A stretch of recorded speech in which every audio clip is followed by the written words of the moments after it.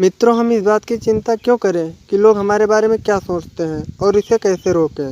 जब मैं इन सभी चिंताओं पर पीछे मुड़कर देखता हूँ तो मुझे उस बूढ़े व्यक्ति की कहानी याद आती है जिसने अपनी मृत्युशैया पर कहा था कि उसके जीवन में बहुत सारी परेशानियाँ थीं।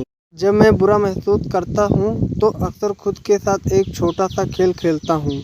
यह खेल बहुत सरल है और शायद कुछ लोगों को थोड़ा पूर्ण लग सकता है, लेकिन यह मुद्दे की जड़ तक पहुंचता है। मैं खुद से पूछता हूं कि क्या यह बात है जो मुझे महसूस करा रही है मेरे लिए तब भी मायने रखेगी जब मैं अपनी मृत्युशैया पर खड़ा रहूंगा।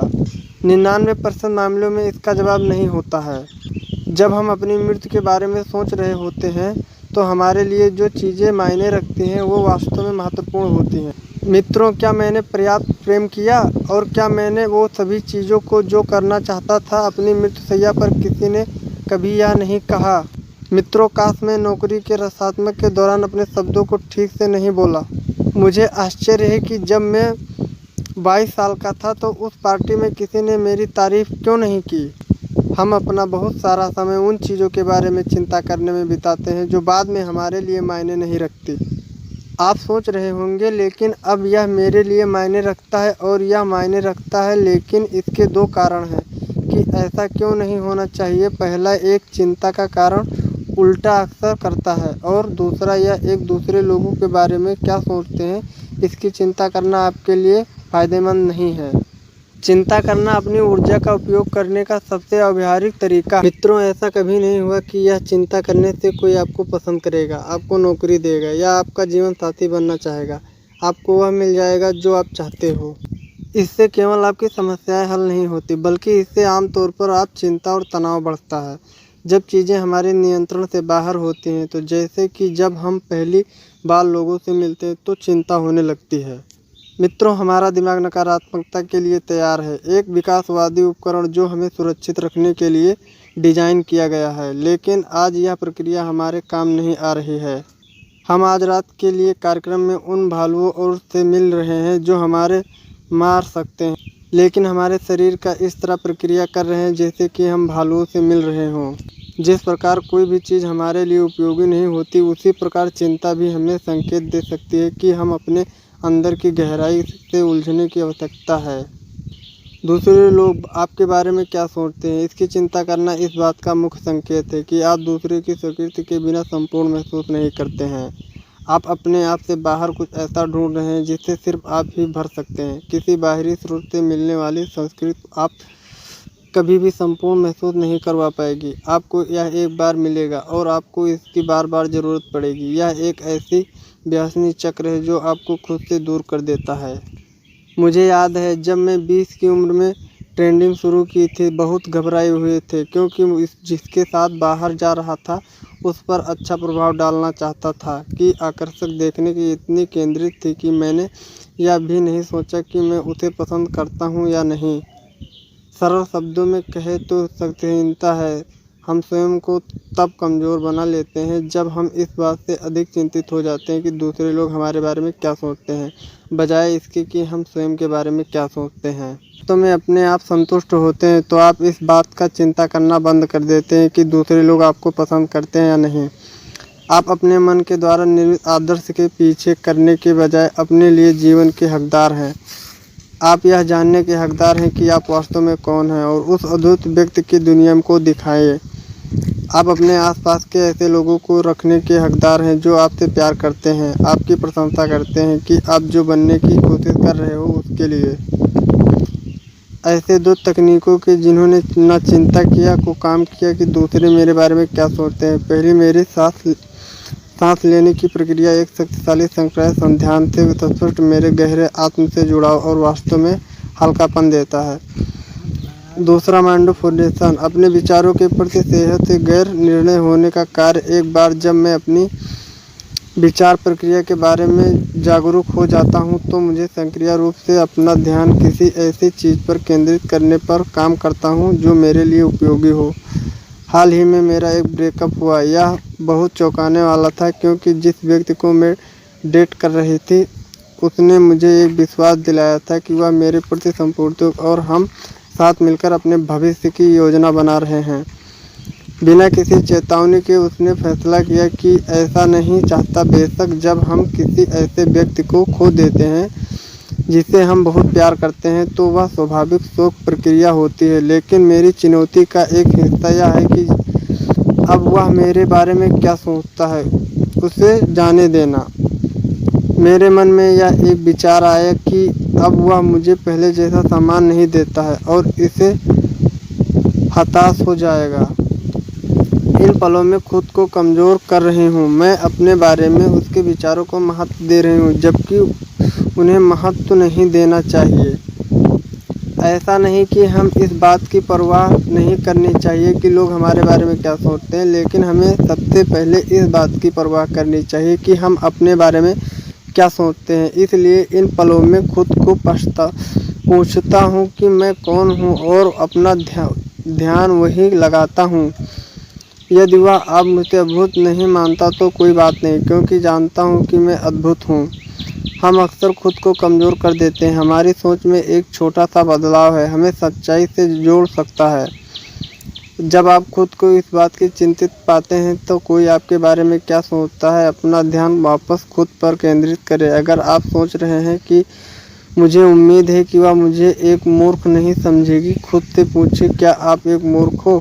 अगर आपको पता है कि जब आप नहीं हो तो आप ठीक हैं, इसे छोड़ दें और आगे बढ़ें। यदि उत्तर हाँ है तो ध्यान दें और अपने आप इसे के लिए क्षमा करें। जब आप यह सोचने में समय बिताते हैं कि दूसरे लोग आपसे कैसे देखते हैं, आप कैसे कहानियाँ बनाते हैं, अक्सर सच्चाई से बहुत दूर होते हैं। बदलने के लिए हमें खुद को देखने में सक्षम होना चाहिए। खुद को प्यार देकर हमें कौन है इसे स्वीकार करना चाहिए और हम फिर विकल्प चुनना चाहिए। हर किसी के स्वाभाविक विचारों के बारे में चिंता करने से सकारात्मक परिवर्तन में योगदान नहीं मिलता। जब हम अपने मित्रों, हम इस बात की चिंता क्यों करें कि लोग हमारे बारे में क्या सोचते हैं और इसे कैसे रोकें। जब मैं इन सभी चिंताओं पर पीछे मुड़कर देखता हूँ तो मुझे उस बूढ़े व्यक्ति की कहानी याद आती है जिसने अपनी मृत्युशैया पर कहा था कि उसके जीवन में बहुत सारी परेशानियाँ थीं। जब मैं बुरा महसूस करता हूँ तो अक्सर खुद के साथ एक छोटा सा खेल खेलता हूँ। यह खेल बहुत सरल है और शायद कुछ लोगों को थोड़ा पूर्ण लग सकता है, लेकिन यह मुद्दे की जड़ तक पहुँचता है। मैं खुद से पूछता हूँ कि क्या यह बात है जो मुझे महसूस करा रही है मेरे लिए तब भी मायने रखेगी जब मैं अपनी मृत्युशैया पर खड़ा रहूँगा। 99% मामलों में इसका जवाब नहीं होता है। जब हम अपनी मृत्यु के बारे में सोच रहे होते हैं तो हमारे लिए जो चीज़ें मायने रखती हैं वो वास्तव में महत्वपूर्ण होती हैं। मित्रों, क्या मैंने पर्याप्त प्रेम किया और क्या मैंने वो सभी चीज़ों को जो करना चाहता था अपनी मृत्युशैया पर? किसी ने कभी यह नहीं कहा। मित्रों, काश मैं नौकरी के रसात्मक के दौरान अपने शब्दों को ठीक से नहीं बोला। मुझे आश्चर्य है कि जब मैं 22 साल का था तो उस पार्टी में किसी ने मेरी तारीफ क्यों नहीं की। हम अपना बहुत सारा समय उन चीज़ों के बारे में चिंता करने में बिताते हैं जो बाद में हमारे लिए मायने नहीं रखती। आप सोच रहे होंगे, लेकिन अब यह मेरे लिए मायने रखता है और यह मायने रखता है, लेकिन इसके दो कारण हैं कि ऐसा क्यों नहीं होना चाहिए। पहला, एक चिंता का कारण उल्टा अक्सर करता है और दूसरा, यह एक दूसरे लोगों के बारे में क्या सोचते हैं इसकी चिंता करना आपके लिए फ़ायदेमंद नहीं है। चिंता करना अपनी ऊर्जा का उपयोग करने का सबसे अव्यावहारिक तरीका। मित्रों, ऐसा कभी नहीं हुआ कि यह चिंता करने से कोई आपको पसंद करेगा, आपको नौकरी देगा या आपका जीवन साथी बनना चाहेगा। आपको वह मिल जाएगा जो आप चाहते हो। इससे केवल आपकी समस्याएं हल नहीं होती, बल्कि इससे आमतौर पर आप चिंता और तनाव बढ़ता है। जब चीज़ें हमारे नियंत्रण से बाहर होती हैं, तो जैसे कि जब हम पहली बार लोगों से मिलते हैं तो चिंता होने लगती है। मित्रों, हमारा दिमाग नकारात्मकता के लिए तैयार है, एक विकासवादी उपकरण जो हमें सुरक्षित रखने के लिए डिज़ाइन किया गया है। लेकिन आज यह प्रक्रिया हमारे काम नहीं आ रही है। हम आज रात के लिए कार्यक्रम में उन भालुओं और से मिल रहे हैं जो हमारे मार सकते हैं, लेकिन हमारे शरीर का इस तरह प्रक्रिया कर रहे हैं जैसे कि हम भालुओं से मिल रहे हों। जिस प्रकार कोई भी चीज़ हमारे लिए उपयोगी नहीं होती, उसी प्रकार चिंता भी हमें संकेत दे सकती है कि हम अपने अंदर की गहराई से उलझने की आवश्यकता है। दूसरे लोग आपके बारे में क्या सोचते हैं, इसकी चिंता करना इस बात का मुख्य संकेत है कि आप दूसरे की स्वीकृति के बिना संपूर्ण महसूस नहीं करते हैं। आप अपने आप से बाहर कुछ ऐसा ढूंढ रहे हैं जिसे सिर्फ आप ही भर सकते हैं। किसी बाहरी स्रोत से मिलने वाली संस्कृति आप कभी भी संपूर्ण महसूस नहीं करवा पाएगी। आपको यह एक बार मिलेगा और आपको इसकी बार बार ज़रूरत पड़ेगी। यह एक ऐसी व्यासनी चक्र है जो आपको खुद से दूर कर देता है।